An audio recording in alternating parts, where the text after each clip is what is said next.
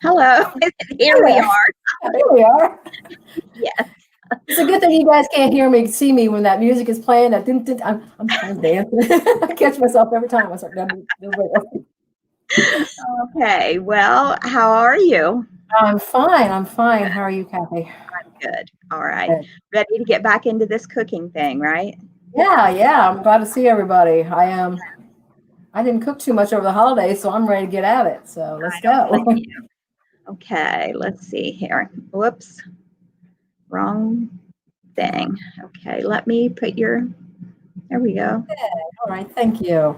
All right, everybody. My name is Johnna Miller, and I work for Ohio State University through the Ross County Extension Office here in Chillicothe.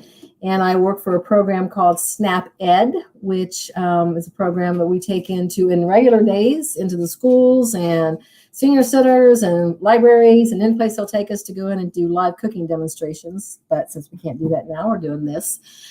And today we're going to be making a couple of recipes. The first one is an apple tuna sandwich, which is a kind of juiced up tuna salad.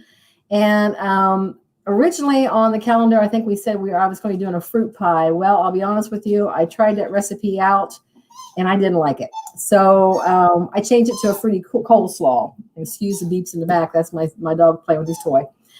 So if you want to go ahead and go to the next, I guess I do have to go to my websites here.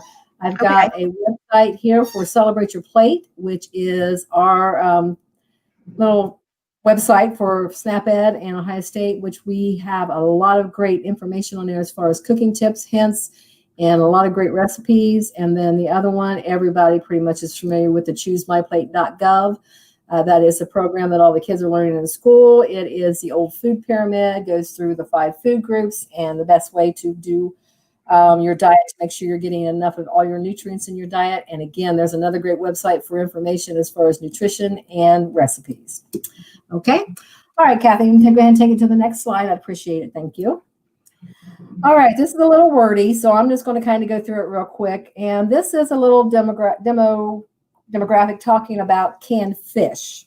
Like I said, today we're going to do a tuna salad, but I'm going to kind of switch this up a little bit, not just canned fish. We're going to talk, when I'm talking about these things on this slide, it could be canned tuna, it could be salmon, it could be mackerel, but it also can be canned chicken. They even have a canned beef. These are really great things to have in your pantry for quick meals, emergency meals, just to have as a staple, because sometimes we come up short on a week and maybe the grocery dollar didn't stretch as far as we wanted it to. So you can take that can of tuna or that can of chicken and make a whole meal that's going to be nutritious, it's going to satisfy everybody, and it's not going to break your budget. So some of the things it talks about here, we've all had, face it, the famous tuna fish casserole growing up. I don't think anybody in Ohio has not had tuna fish casserole. And most of us have had tuna salad and tuna patties. But there are other things we can do with canned tuna and canned chicken. Number one, there is to talk making it into patties. We all know that. You can make it into a patty by mixing your salmon or your tuna or your chicken with a little bit of rice and a little bit of spicy mayo and make a patty that way. Or you also can do it the old-fashioned way with the eggs and a little bit of cracker crumbs. You can serve it with pasta. Again, tuna casserole there, but you can also put it in with other things, like if you're going to make a cold pasta salad, a can of chicken or a can of tuna makes that recipe stretch a whole lot more. And that instead of having just plain macaroni salad, you can have it in there with the meat, which is going to give you your protein. So you can almost turn that salad into a main dish. You can put it in just a regular salad. That's going to be another good way to get protein in your diet, and it's going to make that salad a little more fulfilling, so you're not going to be as hungry as quick. Mixing canned meats with rice is a really good way to make it stretch and to make a really good meal. I have used canned chicken. I use canned chicken a lot to make stir-fried rice. And you can also use canned salmon and canned tuna to do the same thing. Just put your veggies in with your fried rice and put that can of meat in there, and you've got a nice big dinner. Making sandwiches. So that's what we're going to talk about today. I mean, we think of canned tuna, we think of a tuna sandwich. Just, keep in mind that you don't always have to use mayonnaise. You can use Greek yogurt in there to lighten up the tuna side a little more. And you also can put things in like shredded carrots, diced celery, get some veggies in there with it as well. So that's a really good way to get another really well-rounded meal. And creating dips and spreads. You can take, instead of just having plain old chip dip, put some canned chicken in there and use it to dip on, or some canned tuna in there and use it to dip crackers in. Put a little bit in some cream cheese and with some Greek yogurt to thin it down a little bit. Makes a really good dip. And then the last one there, I never thought I would like fish tacos. I thought, oh, those sound disgusting, until I tried them. And now they're one of my favorite things. Just use whatever you would normally use, your hard shell, the soft shell, or you can even use a lettuce leaf, and you can put your tuna or your salmon in there. It's really good topped off with some coleslaw, which we're going to make today. How's that for a segue? Or you actually just can use some cabbage in there. But tuna tacos are some really tasty treats. Don't pass those by thinking you're not going to like them, because you might be surprised. Okay, Kathy, if you want to go ahead and put it on me, we'll get started with the recipes. I apologize for the tickle in my throat here. I'm getting over a cold, no COVID, just a cold, but I've been a little hoarse. So if you have a hard time hearing me, I apologize up front. Let me wash my hands here real fast. I did just touch my nose. All right. Sorry you can't see me, but I'm right behind you. Okay, so our first recipe today is going to be our apple tuna sandwich. And it's really super simple and quick. And I've already started dicing up my apple. And you want to make your apple dices pretty small. You want them to be, this is going to be in a sandwich, so you don't want big chunks of apples in there. I've already cored my apple. I'm just going to slice it up. And this calls for, it just says one apple, but I'm going to say, this is what I would call a medium-sized apple. So I'm going to use most of it, maybe not all of it in there. Okay. So you can see I'm going to make this in little tiny, not itty bitty pieces, but it's not going to be, like you would put into a regular apple salad. I think that's plenty in there. I don't want to have too much in there. So let me get my bowl here. And we're just going to put our apple down in there.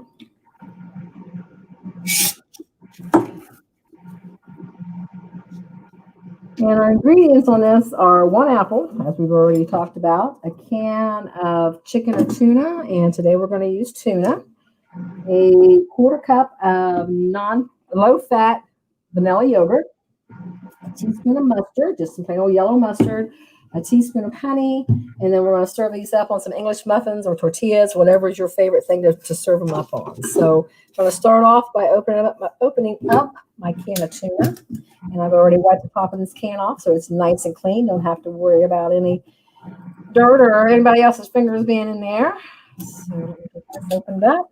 And then I've got my fancy smancy tuna drainer here. You can just use a lid or a fork, but you want to try to get as much of this juice off as possible. And I'm going to drain it in this bowl because I've got a dog that just dearly loves. He's worse than a cat when it comes to tuna. He hears that can opening up. He's standing looking at me right now. Okay, so you want to drain as much of that juice off there as possible. You can see I got all the juice out of there. Now I'm going to take a fork and I'm going to just flake it out of here. That means I'm going to rake the fork across it and flake it out of the can so it's all broken up.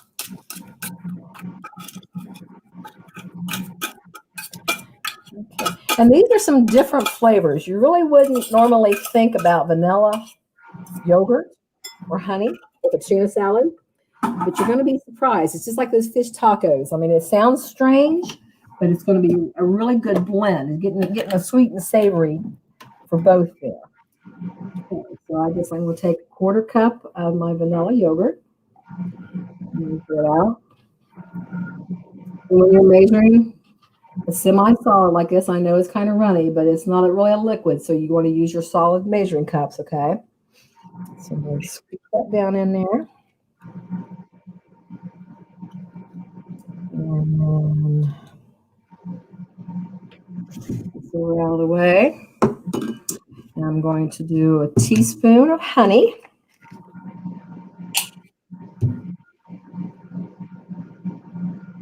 Just measuring it out. Oh, this is a full jar, so it's coming out a little tough on me. Let's squeeze my muscles on this one. So there's that. Let's use the spatula here to scoop it out. Make sure we get it all out of there. A teaspoon's not very much, so we'll make sure we get that full flavor there. And then a teaspoon of my mustard. Not cooperating, is it? Okay, so then we're just going to take that and mix it all together.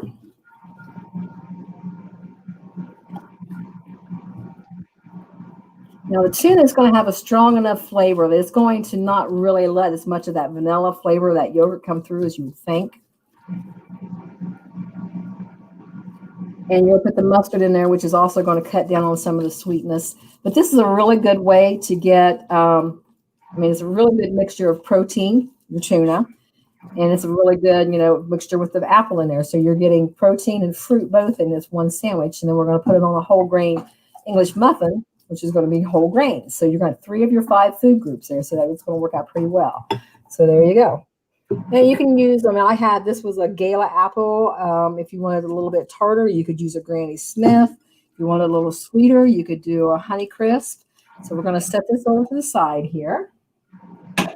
And we'll move on to our next recipe. Let me get this stuff out of the way. Okay, so our next recipe is a fruity coleslaw. And it is really good. So let me start off with, I got a little trick I want to show y'all. So you're going to start off making your dressing for your coleslaw, okay? So this is just a regular jelly jar, okay?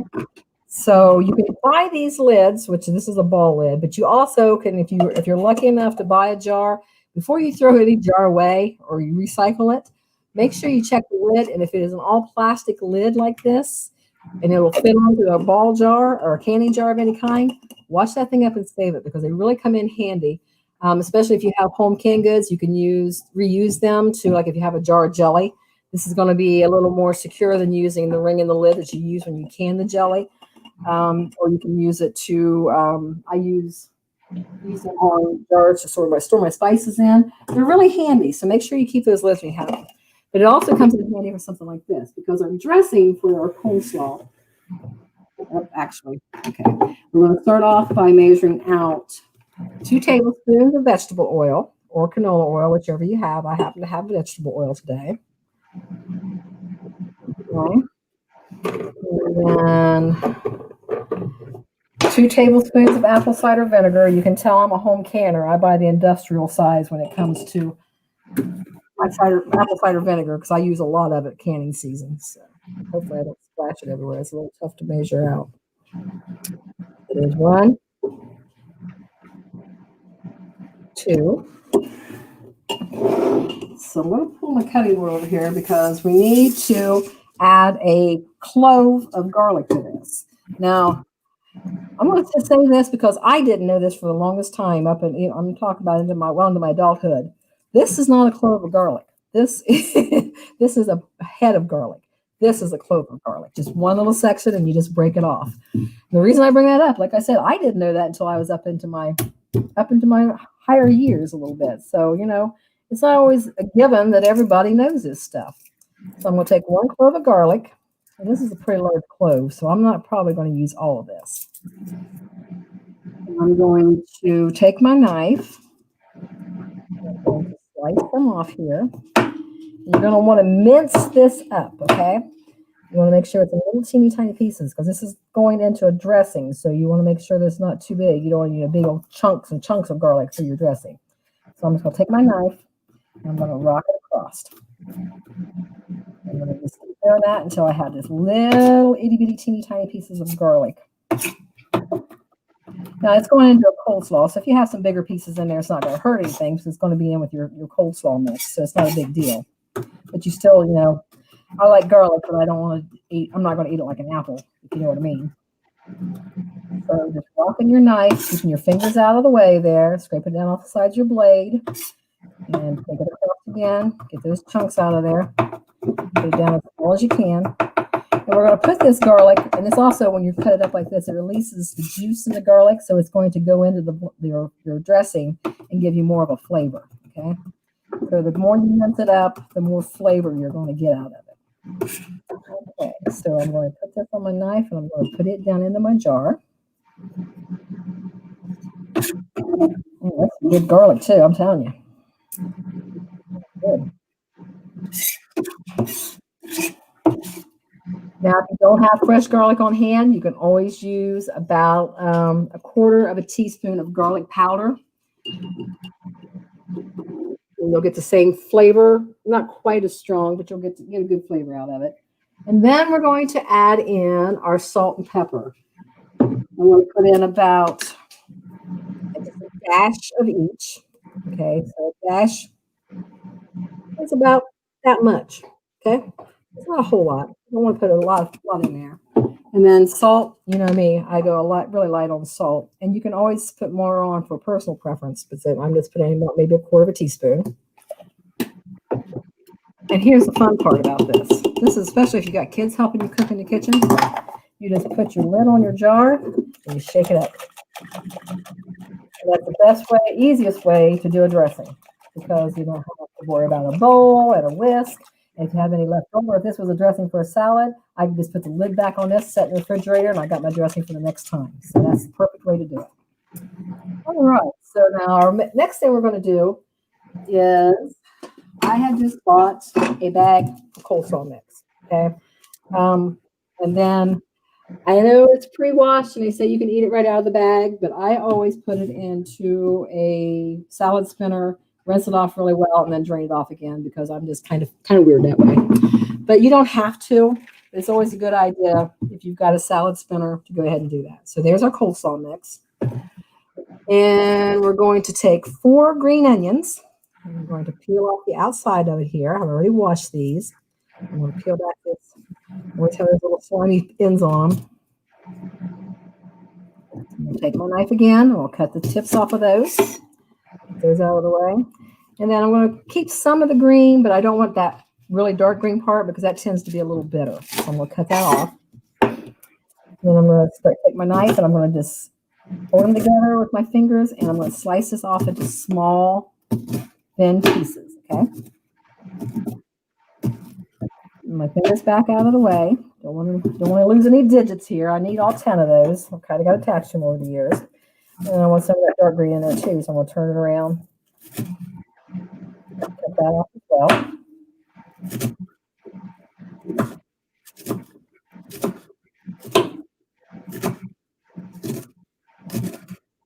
Okay. And you can use as little or as much as this as you want. A lot of people really like the onion flavor. Some people are in between, like myself, and other people don't like it at all. So, you can go a little bit lighter. All right, so using my cutting board, I'm going to slide that down in the bowl with my cabbage. Okay. And then it calls for orange. And then it does. This recipe does specify 3/4 cup, which, I don't know about you all, but when a recipe calls for an apple, a medium apple, or a large orange, okay, what is your definition of a large orange? I'm not real sure. So if you got a measurement, it's always great. But if you don't, it's trial and error. This is a 1/4 cup, which was 2 of these size oranges, which is a little bit larger than a golf ball. So, and these are mandarin oranges. So, just next time I know, okay, when it calls for, it's going to be two oranges this size. And I did cut these in half because I want that juice to go through and get into my coleslaw. I want that to be another layer of flavor in there. All right, so what else do I need to do in there? I think I've got it all in there. So I'm going to take my dressing here. I'll shake it around again. I'm going to put it. I'm going to just dump it right into the bowl over top of my coleslaw. That feels good. And then I'm going to take my spoon here. And I'm just going to stir it around. Now, it's going to be kind of dry in the beginning. You're going to think, oh, this is enough dressing. But the one thing about cabbage, when it sets with any type of vinegar or an acidic type dressing on it, it's going to lose some liquid, and it's going to make more of a dressing. So this is something you're really going to want to make ahead of time, because you want these flavors to blend. Because I've got the juice from the oranges in there, I've got the oil and the vinegar from the dressing, and then I'm going to have the extra juice. It's going to break down. It doesn't take a whole long, usually about an hour and a half, and you have the optimal. But about 45 minutes, this coleslaw is going to be really good to eat. But look how pretty that is with the break oranges. Now, the recipe does call for a carrot, but since there was carrots already in my coleslaw mix, I didn't worry about putting an extra in. Now, if you're a big carrot fan, you can take a carrot and just take your grater and grate some more carrot up in there. But there you go. All right. So, like I said, I will take my tuna salad now here for dinner in a few minutes. I'm going to put it on a whole wheat tortilla, make myself a tuna apple salad wrap, have it with my coleslaw after it blends for a little bit here for dinner time. And I've got a good healthy meal here. I've got my protein in my tuna. I've got my fruits and vegetables and my apple, my coleslaw. I've got my whole grains in my tortilla. So, and I've got a little bit of dairy in the apple salad with the yogurt, but not a whole lot. So maybe you might want to have maybe some cottage cheese to go along good with this. But this is a really good meal to have. And both of these things are really nice to have. You can have them sitting in the refrigerator as a quick lunch. If you make these up on like a Sunday evening, maybe they're really quick for lunch on Monday. They'd be good packing lunches if you need to pack a lunch to take with you somewhere. And if they're really good, the tuna salad actually would be good for snacks. You just take it out with a few saltines, have 3 or 4 crackers with tuna salad on, and be a nice little snack as well. So there we go. Dinner is served in my household. I know it's kind of cold weather for this kind of food, but it's still not going to be bad. I'm going to eat it up. Well, there's Liz. Liz coming to hang out with us. Hi, Liz. What do you think, guys? Sound like it'd be good? It's going to be, the tuna salad, like I said, it's a different, you got to get up your nerve to try it. Because I first read it like vanilla yogurt and tuna. I was like, but it is really good. It's that sweet and savory, then they're just the right balance on it. You'll really like it. Hey. I hear you, Liz. We can't hear you. There you go. Sorry. Forgot to unmute. I was trying to unmute you, but it wouldn't let me. Anybody else unmute? I just popped in to talk about, the recipes looked good. I watched the recipes, but I wanted to tell people about some things that are coming up. One thing, this Thursday, we're starting a new weekly program with our new peer support specialist at the library. So you can pop in for a drop-in chat with a peer. And there are details about that on our website and our Facebook page. You do have to register so we can get you the Zoom link. That's every Thursday this month. And then on Monday, I'm going to be making these. Oh. String art. String art. I saw that. I'm going to get my granddaughters watching that. They'll love doing that. Yeah, well, it is really fun. And I finally figured out how to do some string art without any pins because I didn't want to send pins out to people in kits, but I figured out a way to do it without pins, and I think it turned out really well. If you would like one of these kits, make sure you register for that program. Also on our events calendar, crcpl.org/events. That's all for me. What do you have for us next week, Johnna? Next week, we're going to be cooking with the kids again, and we are going to be making a trail mix and a chewy fruit and nut bar, which is better than any store-bought granola bar I have ever eaten in my life. You guys will love those. So, wow, they're really good. Is it similar to the granola you make? It's a granola bar. They're kind of sticky like the granola bars, but they're right up there with that homemade granola that I make. They're at the top of it. And we're also going to talk a little bit about reading recipes and the history of recipes. So it's be an interesting class. Everybody want to come hang out. Good. Sounds excellent. Well, as always, thank you, Johnna. Thank you for having me. Thank you. Happy New Year to everybody. And it's going to be a better one, I promise. Yes, I hope. yes, I hope so too. I'll hold you to that. Okay, you can. Well, I think it's going to be better. So I will see you all next week, okay? Okay, have a good week. You too. Bye-bye. Bye-bye.